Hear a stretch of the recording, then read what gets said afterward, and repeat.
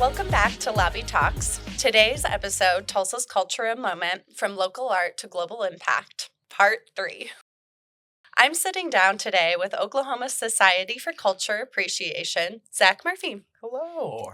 Hey, thanks for being here. Of course. Thank you for having me. How are you doing today? Doing pretty well. And yourself? Doing all right. That is good to hear, and we're so happy you're here for us today. Of course. So let's jump into it. Absolutely. What is the core mission of Oklahoma Society for Culture Appreciation, and how does it shape the types of events you do? The Oklahoma Society for Culture Appreciation was a nonprofit that's founded with a mission of promoting education and community through entertainment. So our goal is to shape the sort of events that we do with a focus on different tracks and how we incorporate those both of those missions into our mission of education. So for community, we are working with local partners, ensuring that we are bringing in experts and a plethora of different individuals and corporations that are able to provide sort of a different experience and a sort of diversity to what we are able to offer. And then for the entertainment part, sort of cultivating experiences that are talking about getting into sort of the industries that we do, that we feature, and then also learning more about the cultures that we are highlighting within our events. Love it. Sounds wonderful. So to get a little more out of that, Absolutely. how do you engage the local community with the programming, and what role do volunteers and partnerships play in making these events successful? So with our partners, one of the things that we do is we try to again create a space where we're bringing in a bunch of different people. So we for example in our game rooms, we cultivate our game rooms to be multiple different gaming partners rather than just bringing in one specific partners. That way they're able to focus on what they do best as far as demoing games or running their tournaments, as well as allowing more people to see what we have available in the community. That it's not just one store that is doing one thing, as well as with our volunteers. Our volunteers, first of all, we couldn't do this without them. Right. But secondly, we like to take a lot of feedback from our volunteers, what they want to, sort of use them as the test voice of the community, since a lot of them are a part of our community. So we are, reaching out to them, seeing who they're wanting to hear from, who they're wanting us to invite, the sort of panels that they're wanting us to curate and accept from the fan submissions, and work with our volunteers also to sort of try to create different experiences. Our One of our goals is sort of thinking outside the box in the ways that we can produce the content that we do. Rather than just some a similar style events of ours that have just you come in, you meet your celebrity, you stand in the line for the weekend, and then you head on out. That way we're able to have more things like actual voice actors that are sitting down and saying this is how you get involved in the industry, and our volunteers play a vital role in ensuring that we're able to target those experiences. And then with our partners, of course, just making sure that we have what the people want and to have a good representation of the community that we represent. I love that it's like ever evolving based on Yes.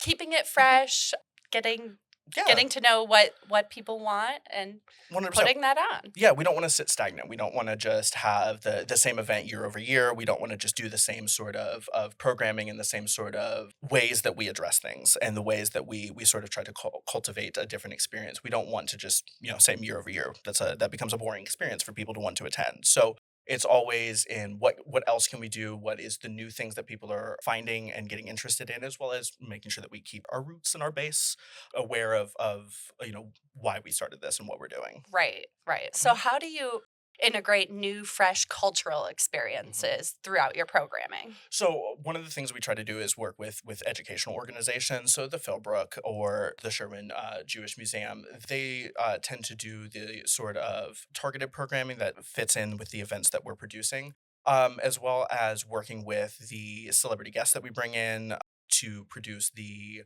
educational parts of it, where we are allowing them to say, this is how I got started in voice acting. This is how I got started in animation itself. This is how I got started in drawing for comics, whether I'm inking or I'm whatever doing the line art.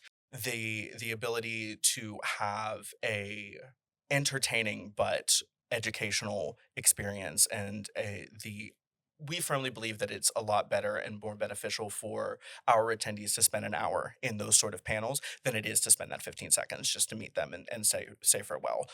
Uh, Yeah, you're and- inspiring people, right? You're not just exactly. there to meet them, you're there Hmm. to learn how they got started, Hmm. learn what the path looks like, right? Exactly. That's very cool. I want to get into this. How do I do that? So Yeah. we want to make sure that those experiences are always available. I love that. That's so great. And we all know that the key event of OSC 4A is Yes. Tokyo. Okay.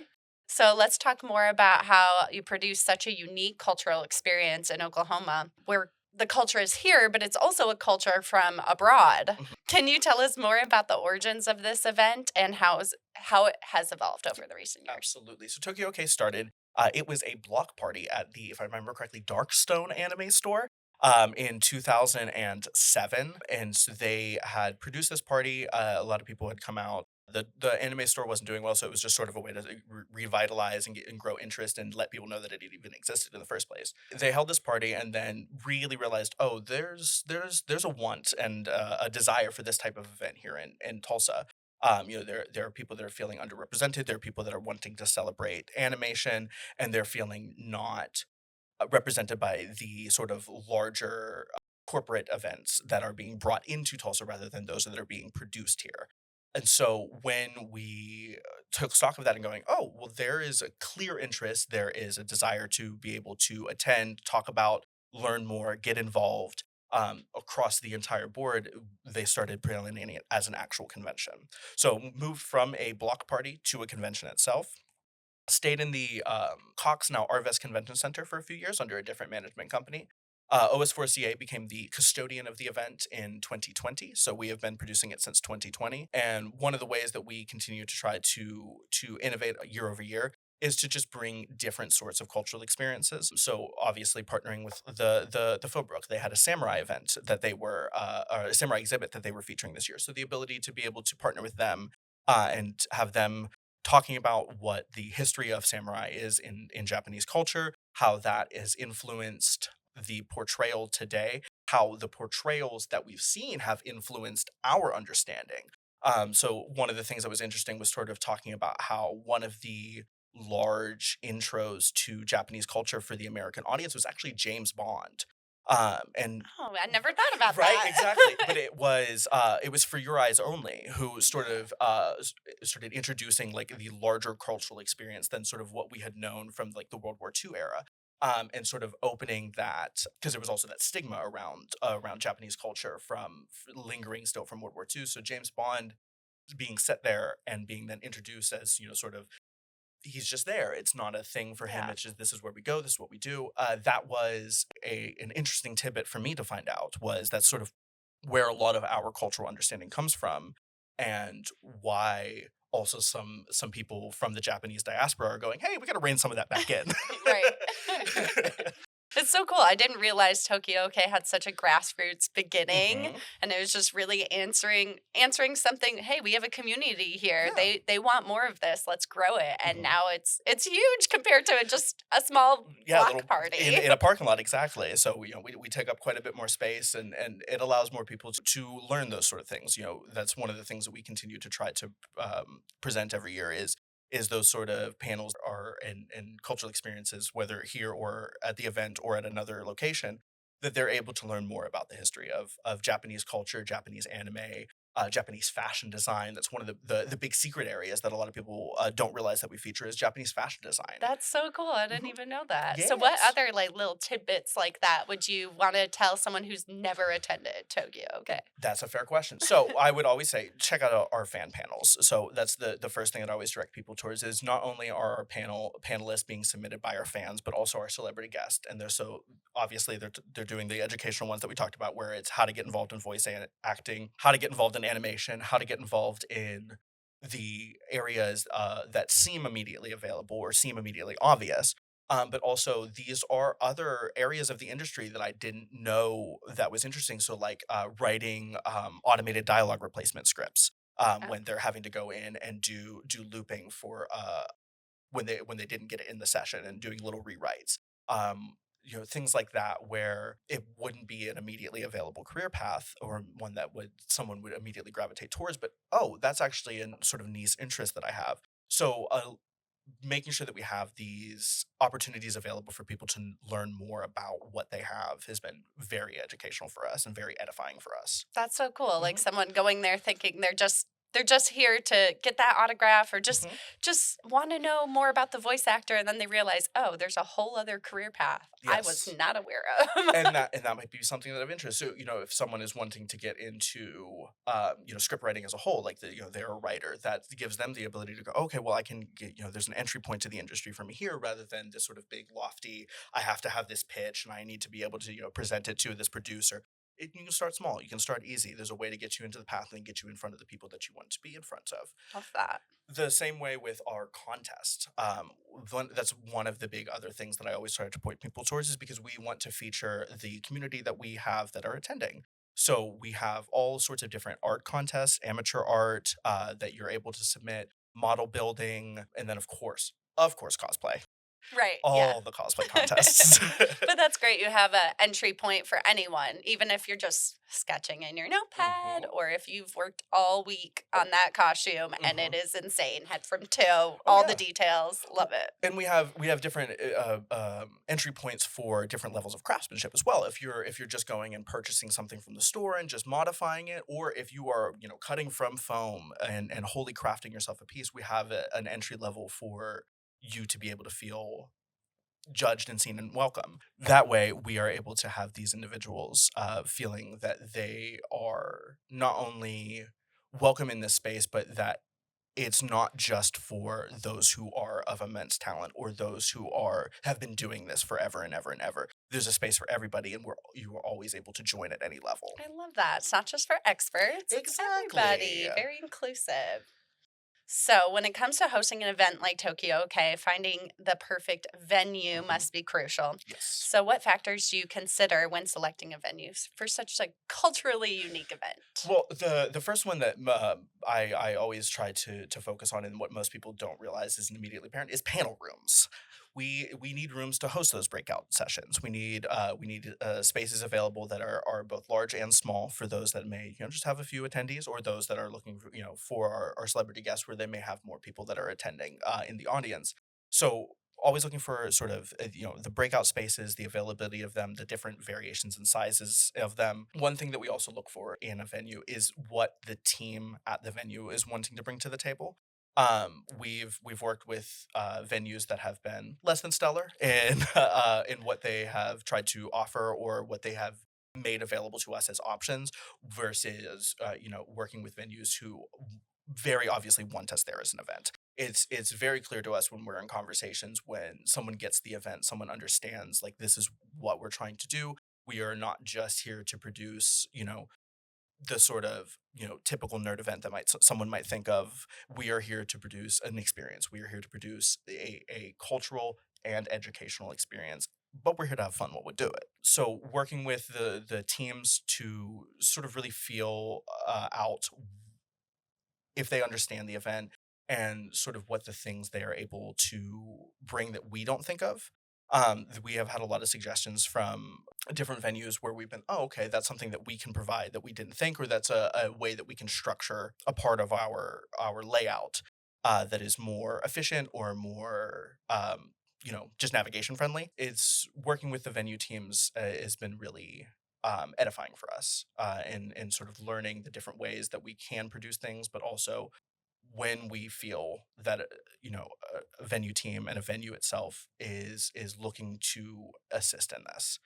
That's what we really want to feel, is that this is a team that wants to work together, and not just what we can get from you. Yeah, it's not just providing a blank space, right? It's a Exactly. team that understands the vision, that understands what you need, that can offer some additional Hmm. areas that you overlooked before Hmm. because you didn't need it, but maybe that would be a great office space or another Exactly. panel room or Or little things like additives that we can bring to whether it's the attendees themselves that are staying within the event hotel. Little things that we can do with our pre-registration that can partner with the venue. So these things that are brought to us in the pre-event meetings, that we're able to work and provide a more cohesive experience that shows both the attendees and sponsors, like, this is a space that wants to work with us, and this is a space that is able to provide a lot in terms of value for us and value for them. Well, that's important. Yes. So do you feel like the current venue you're at Yes. provides that? Indeed, I do. Okay. We've been very happy to be here at the Marriott. That's who I'm speaking of when I say the venue team that has welcomed us, and has just been able to have different ideas and have different ways that we, like I said, that we can feature with the attendees that we have staying in the hotel, or the attendees that, providing experience, like, having a snack table when our attendees are entering, and they're able to just stop by and pick that up. That's a great thing that is not brought to us from other places, that shows we want you, not only we want you here, but also that we want to be able to be a part of this and help this grow. Yeah, that's so Mhm. important. It We're glad is. you had that impression. Yes.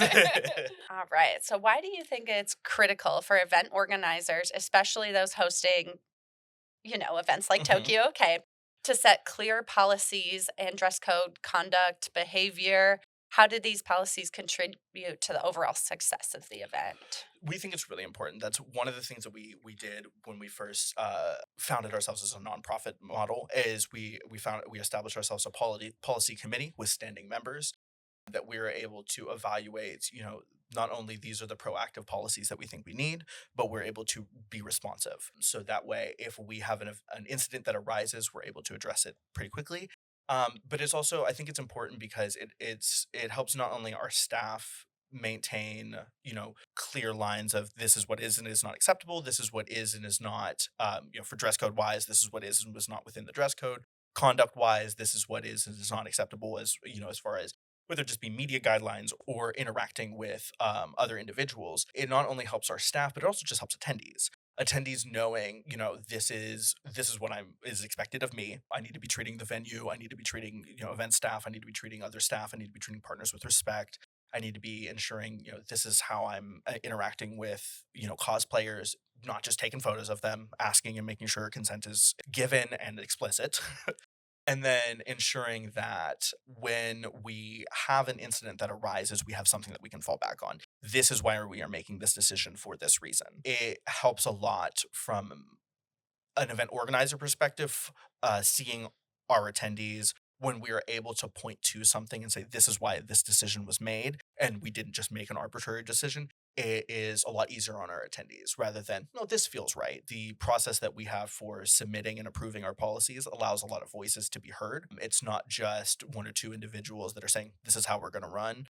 It allows a lot of our staff to have input and say, this is actually, we feel going too far. This is, you know, or hey, why are we allowing this? We shouldn't actually be allowing this. So some of those sort of things that, can arise from having blind spots of just doing it all the time. That makes a lot of sense. And you made a really good point there. It'd be tricky to navigate that tough situation if you Mhm. didn't already had those boundaries set in place, right? Exactly. Something a lot of event planners should Mhm. be listening up to because that's important. 100%. And just ensuring that at the very least, that when you're approaching conduct and dress code and media guidelines, especially for cultural events where a lot of photos are going to be taken, ensuring that you have those available, posted, accessible. That's another thing a lot of people do, is like, this language is really arch, or this language is not really intuitive to me to understand, like, what is expected of me. So ensuring that it's in like a neutral language that people is easy for people to understand. You're not using a lot of inside jargon. Just ensuring that those are available, and when people ask, is readily pointed to. You're not just trying to recite that off the top of your head. You're saying, hey, here's the actual policy so that you can go and read those. Contributes to all parties involved in the event feeling safe, secure, and like they have an understanding of what is expected of them and what might happen if there is an incident. Definitely. And your organization does a good job at, Thank you. We try. sharing that information, sharing who it's for, Mhm. clear, defined boundaries. I love Yes. it. So, how do you collaborate with the venue team to ensure all technical Mhm. aspects like lighting, staging, maybe Wi Fi for late night Yeah. gaming are in place to support the diverse activities? So we do a lot of pre-event work with the venue, ensuring that we're doing our best to communicate exactly what is needed. I think that's what a lot of event organizers kind of fall into the trap of, is oh, well, this is sort of a standard thing, or this is sort of like I expect this, and so that they don't voice what they need exactly, or they make assumptions of one IT department is going to understand this other term that we utilize, and so when we say something and we expect something, and the reality doesn't match up, we know where there's a disconnect. So just ensuring that we're having clear, open, and proactive communication, requesting the sort of stuff that we need ahead of time, or requesting what we need to fill out ahead of time, what is needed from us from the venue, in order so that we can provide what is required of the venue and what we need in order to ensure that our event runs successfully. So just making sure we're collaborating with our gaming partners as well. As you said, you brought up Wi-Fi. Making sure what they expect to need, if they're going to be streaming anything, if anything is going to be part of an online tournament. Just making sure that we have the bandwidth available, and then just collaborating and going in during our setup times and just making sure everything is set correctly. Test the internet, test the stage, make sure it's all together. Yeah, you don't want something to fail day of, especially if you're in the middle of a game, you're about to achieve hmm a high scores, you're so close, you hmm know? But it sounds like communication is key when 100%. And like I said, trying to think of those things where you may think that this is standard, or you may think that this right. is what is expected, and just still communicating that, like, hey, this may be obvious, but do need this. And sometimes I've found that someone goes, oh, okay, well, we didn't know that, so we'll make sure that this is provided. Yeah, that's important because we can't assume, right? Exactly. Never a good thing. So, in recent years, AI generated art has become a Mhm. significant topic of discussion. Can you explain why OS4CA has implemented a policy regarding AI generated art for events like Tokyo? Okay. And how does this help reduce the risk of human artists' work possibly being replicated or overshadowed? Absolutely. So yes, we do have an instituted policy, and it's actually threefold. It covers our shopping bazaar, it covers our contest, and it covers us as an organization. So as far as our shopping bazaar, we don't permit the sales of any AI generated art. First of all, with AI generation software.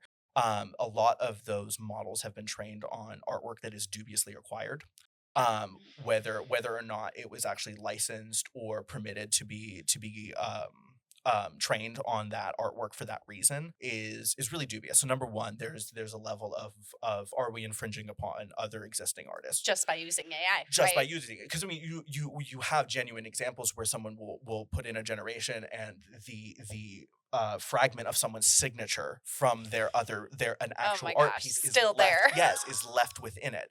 So number one, it's the sort of, we want to make sure that we're using things ethically. Yeah, So we don't want to dive into a new software or a new horizon where we're not sure that we are able to use it 100% ethically. So that's the first thing. And then the second thing is, we feel that it is a lesser experience for our shopping bazaar especially, and for our contests, for one and twofold. Our shopping bazaar, our artists that we curate, to have in our bazaar, work year round on the art that they present, whether it is from keychains to prints to plushies to everything. They work year round on the art that they do. And so we don't think that it is the same experience for someone to type that into a generation software and then sell that at the same price, or in the same venue really, as those who are taking the time to put their blood, sweat, tears, talent, and time into the artwork. And then secondly, for our contest, to us clearly not fair. right. In that regard. And then for us, the reason why we restrict it for our own use, we don't permit any of ourselves or our contractors to utilize for marketing or for promotion or for um, merchandise any AI generated artwork.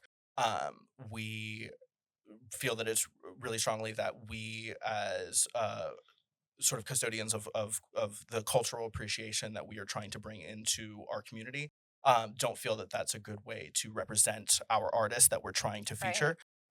And so we feel that it is much better and much more ethical and much more beneficial for us to seek out artists and commission them for the artwork that we want, rather than don't get me wrong, it's great to achieve things in 30 seconds, Right.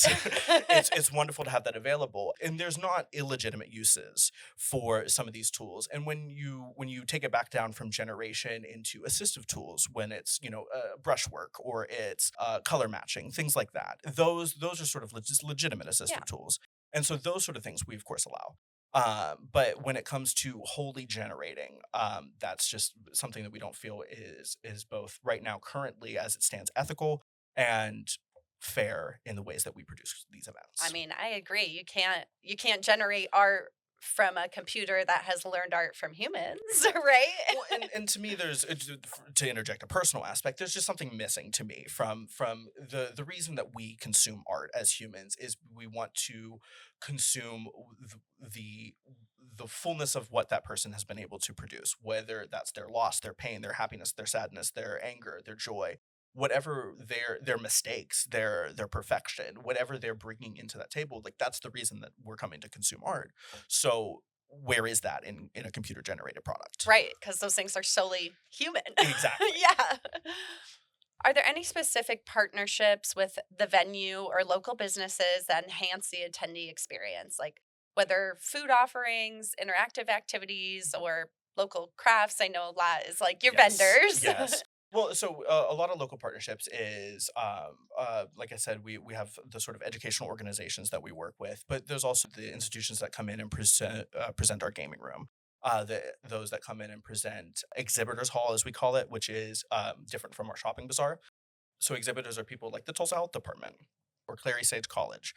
So those that are able to come in and show like these are the opportunities that are available within the community. So we try to have a good spread of those community partners that are available. So they're coming in and teaching things like safe sex, or coming in and teaching things like ensuring that different trades are Yeah. represented. That's one thing that we also try to make sure is represented, because we don't see a lot of that in the day to day life. Is there's a lot of push for college, but there's not a lot of push for trade schools. Yeah. So those sort of trades that fit within our niche that we are presenting at that event, we try to make sure that those are featured. And then things like prize support, different organizations that are donating for our contests, organizations that are donating miniatures that are able to be painted in those contests, or the prizes that people are winning. So a lot of our vendors and artists that come in, they'll donate stuff that is able to be given away. The venue, the Marriott, gave away a nice little surprise box to an attendee, and that was wonderful. So just things like that, where it's bringing a different level of sparkle, I guess would be the best way to say it. It's especially for prize support. It's a lot better than just receiving a cash prize. Yeah. It's more involvement. They're more Yes. engaged. It's more involved and it's more engaged. It's good. It's beneficial to our community partners Yeah. because it allows people to know that they exist and what they have to offer. But it's presenting a different experience than just thanks for participating. Here's a check. Bye Yeah. bye.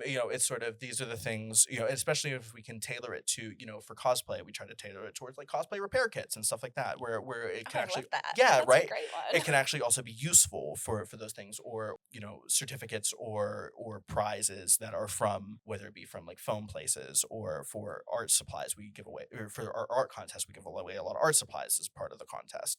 So we sort of try to tailor the prizes to what the contest is. Oh, that's very cool Mhm. and smart. We try.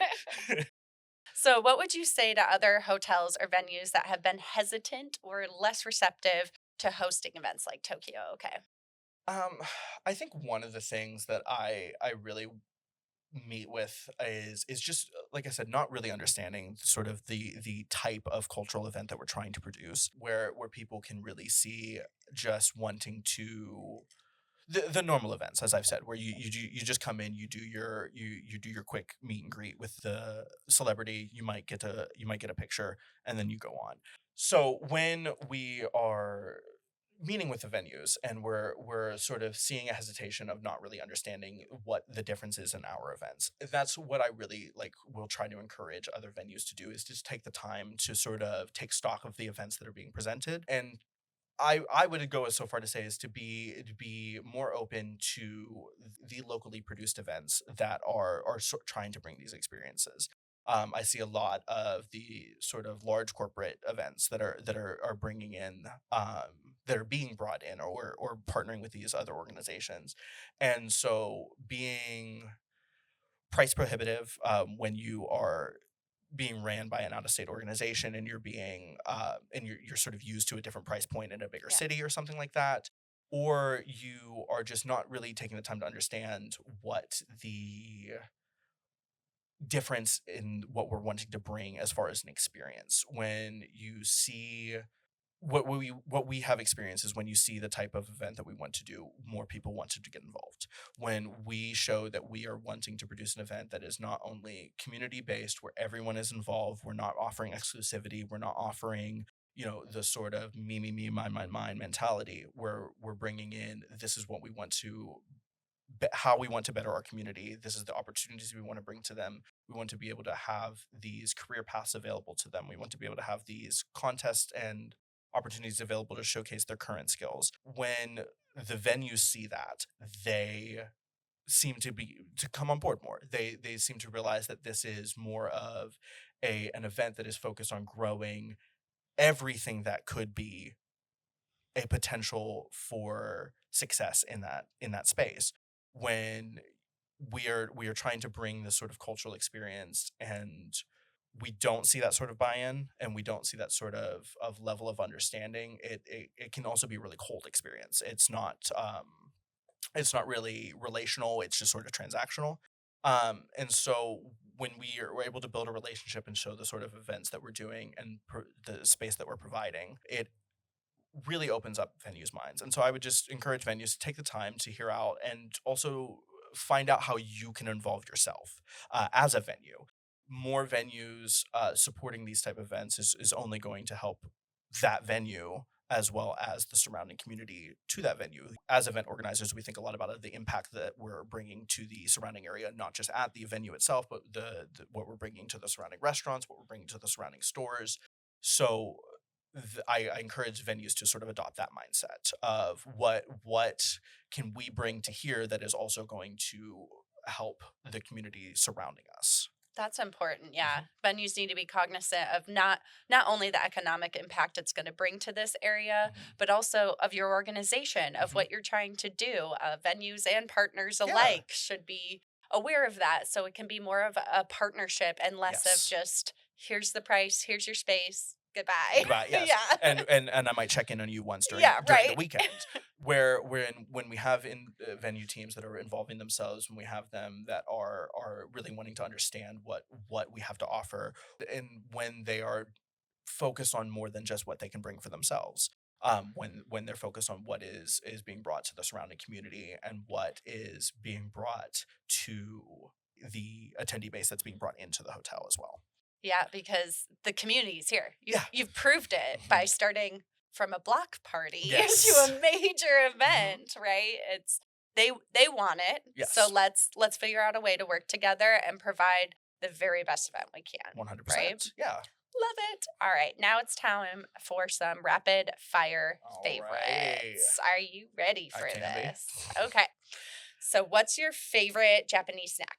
I'm a sucker for mochi. Oh, I like any form, whether it's just the rice case with filling, or it's the actual like ice cream. I'm a sucker for all sorts of mochi. I'm green tea ice cream all the way. 100%. Green tea is my favorite. Yes. Matcha is the best flavor.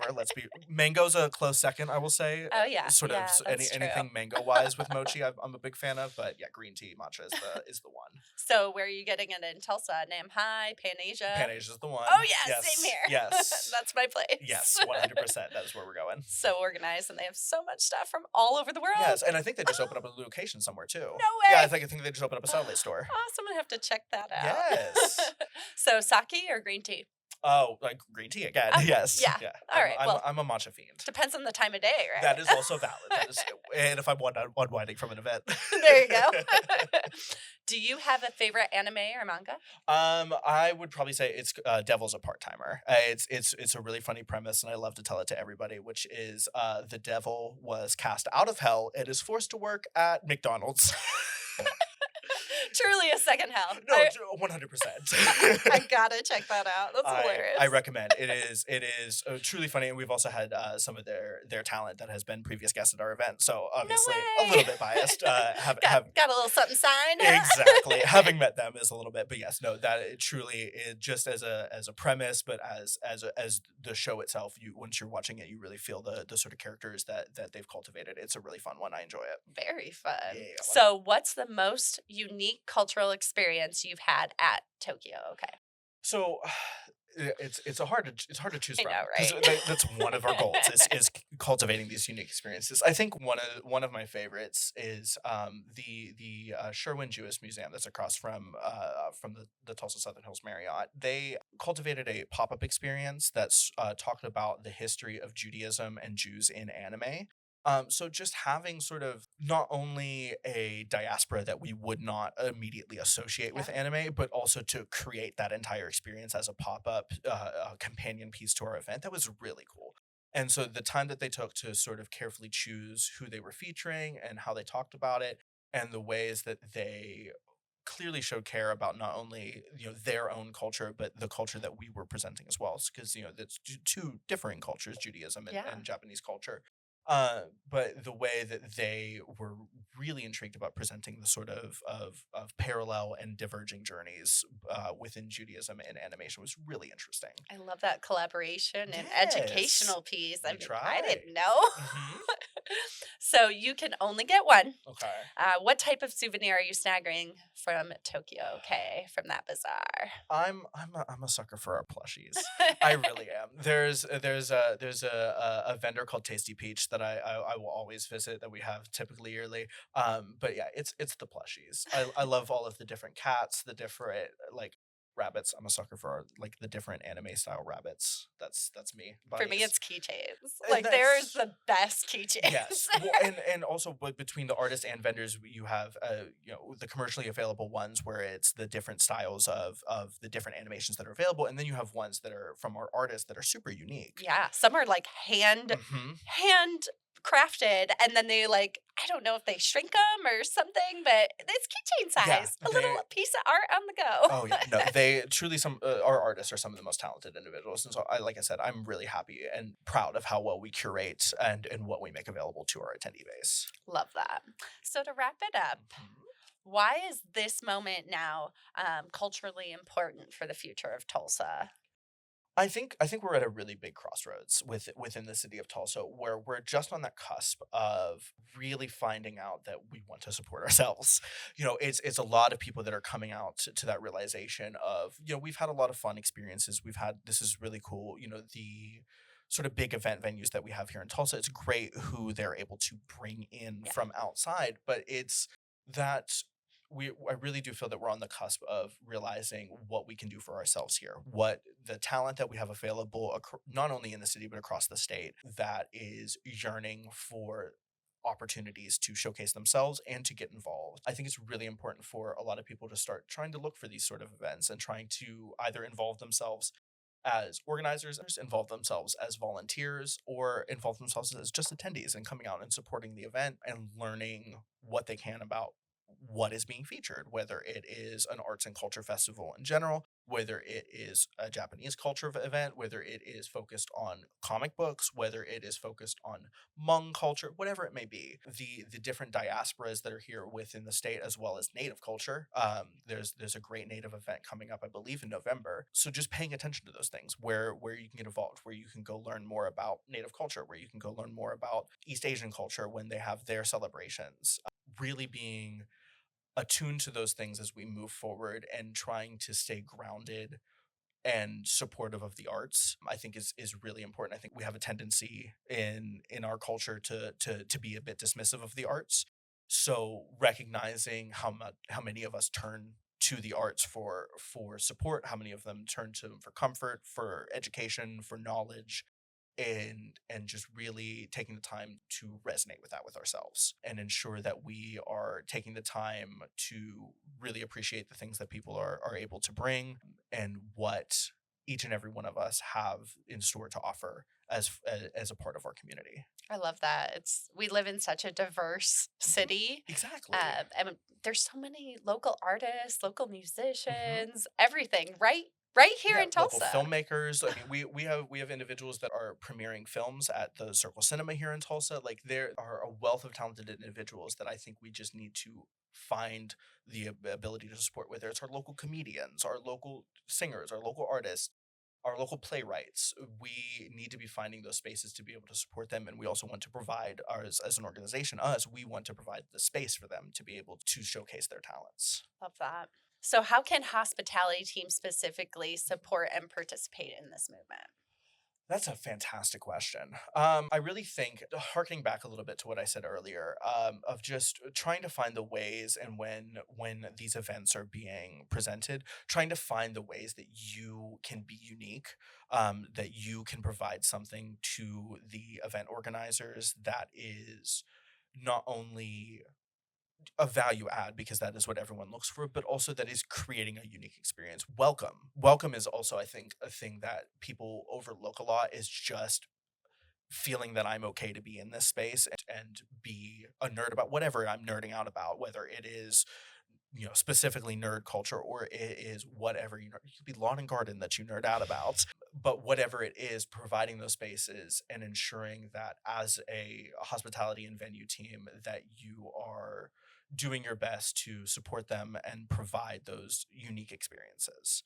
Yeah, it's important to provide that safe space, and you only can provide that safe space if you're educated and know why are these people coming here. Exactly. What is the thing that they're trying to bring? What is the sort of event that we're trying to do? So the culture we're trying to feature, and what can we do to set this apart?